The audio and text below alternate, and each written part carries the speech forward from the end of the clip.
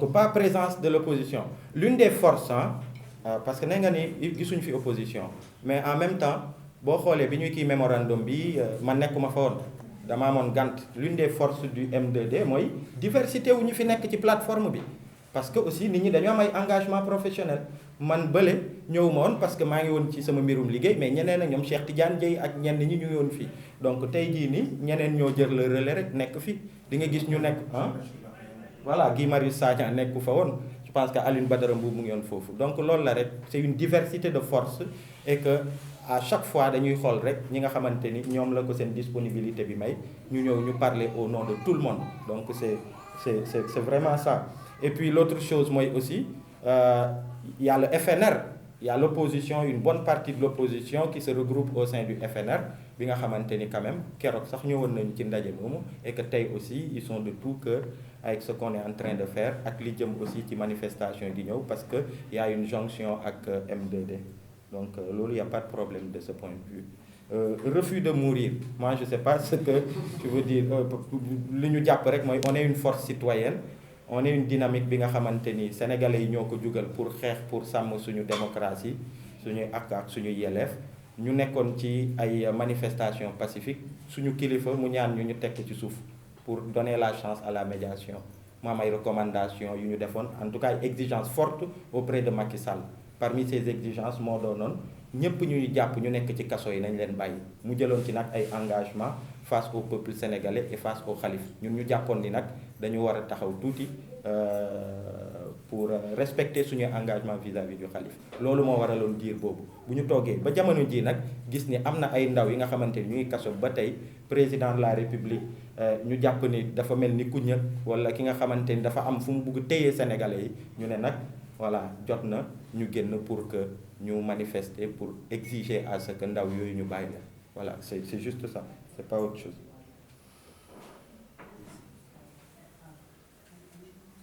ñi nekk ci kaso yi c'est des sénégalais boo xoolee même jamono yooyu ñun xooluñu Y'en mariste bi wala keneen kii ñun loolu ce qui nous intéresse c'est que sénégalais yi ñoo jóg pour préserver seen démocratie seen état de droit bañoon injustice bañ ki nga xamante ni day jël en otage en fait suñu confisquer suñu démocratie gisoon ngeen cause yi taxoon ñu jug sénégalais yëpp ànd ci de tout bord. Donc ñooñu dañuy jàpp ni juste que c'est des patriotes, c'est des citoyens sénégalais yi nga xamante ni jógoon nañu en même temps que Aliou Sané et nous tous. Avec le drapeau. Voilà, avec le drapeau. C'est ça qui est important d'ailleurs, cette image forte de ce citoyen qui a été abattu alors qu'il était drapé du drapeau national. Yorul woon logo Y'en a marre, yorul woon logo Pastef wala qui que ce soit, Sénégal moo ko taxoon jóg. Donc ñi nekk ci kaso bi aussi Sénégal moo leen tax a jóg moo tax ñu nekk fa. Donc tey jii nii c'est ça qui nous importe. Mais pas de quel bord ils sont. Ils sont du Sénégal. Leur bord, c'est le Sénégal.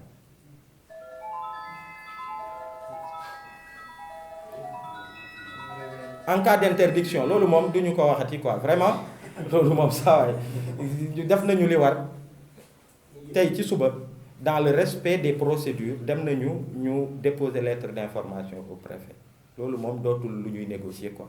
Voilà, c'est à l'autorité maintenant de pouvoir encadrer toutes ces manifestations qui se tiendront d'abord le 11 à Dakar, à Ziguinchor, à Diourbel. Pourquoi vous ne négociez pas? Non mais sur des principes ñun ay citoyens lañu constitution moo ñu may droit de manifester pacifiquement mu am ni mu ko tëralee à condition que ñu bind lettre d'information bi ñuy jébbal autorités yi parce qu'on est sous le régime de la déclaration et non de l'autorisation. Donc loolu ñun def nañ ko. Tey jii nii déposé nañ ko ni mu waree par respect en fait à la loi donc citoyen bu respecter loi def li war li ci des léegi autorité bi y a pas à négocier. Et si l'autorité avance un contexte inadéquat? Quel contexte? Un contexte, par exemple, si l'autorité vous dit que le contexte dans lequel vous envisagez faire votre manifestation n'est pas adéquat, peut-être bien. Les conditions ne sont bon pas je pense qu'il faut pas aller vite. Ñun li ñu wax mooy wax nañu principe bi wax nañu ñun li ñu war def nañ ko et que la balle est dans le camp de l'autorité. On est encore à 8-9 jours de cette manifestation. À peut-être 2 jours de la manifestation dinañu amal ndaje ak yéen su boobaa fi ñu ci toll dinañ leen wax ñun ban taxawaay lañ ci am. Dernière question par rapport à la manifestation dernière pour moi. Par rapport à la manifestation du 23 juin. bon, vous envisagez faire, comme vous l'avez dit, une grande manifestation.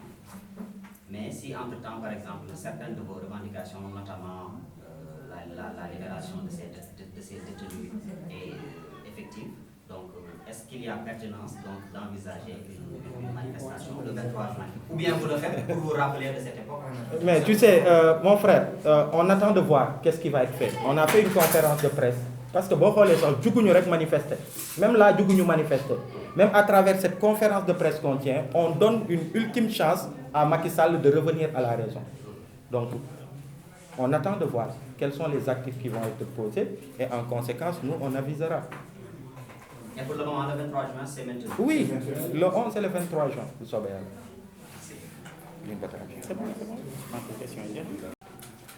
Chérif Ngaye Lo bokk ci collectif M2D tey nag dañoo woowoon presse bi pour am message bi nga xamante ni dañ ko bëggoon jàllale yéen ñëpp xam ngeen li nga xamante ni moom moo fi jotoon am weer yee ñu jàlloon nekkoon mois de février mars nekkoon manifestation yi nga xamante ni amoon na fii ci Sénégal ba am ay ndaw yi nga xamante ni jotoon nañ ci ñàkk seen bakkan ñii jëlee ci ay laago ñii jëlee ci ay feebar yoo xamante ni ñu ngi leen topp ba tey ci loolu aussi mu amoon ay mouvement d'humeur yi nga xamante ni jotoon na fi jóg mu amoon ay problèmes yi nga xamante ni ñoom ñoo ci toppoon ba loolu amee nag M2D bi nga xamante ni dafa woote woon ay rassemblement pacifique ñu gis ne police sénégalaise génnoon na réprimer ba yenn yi am ci xalif général sëñ Mountakha Mbacké yóndee woon si ñun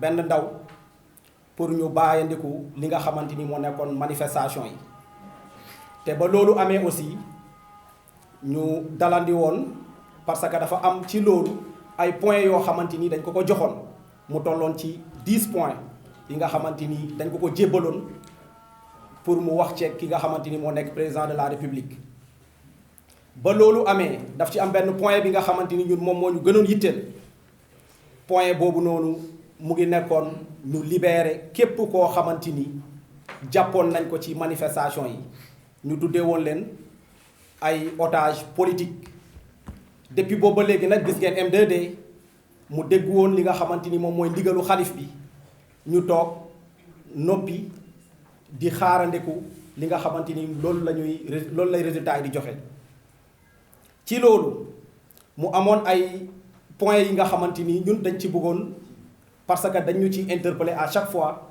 mooy que ne am na ay ndaw yi nga xamante ni ñu ngi toog ci prison yi jusqu'à présent lan la M2D di def pour ñooñu di xamal sénégalais yi ne dañoo dégg ndigalu xalif bi parce que bëgguñu def lenn loo xamante ni day wuteeg ay bëgg-bëggam amoon nañ bataaxal yi ñu ko joxoon comme ni ma ko waxee léegi.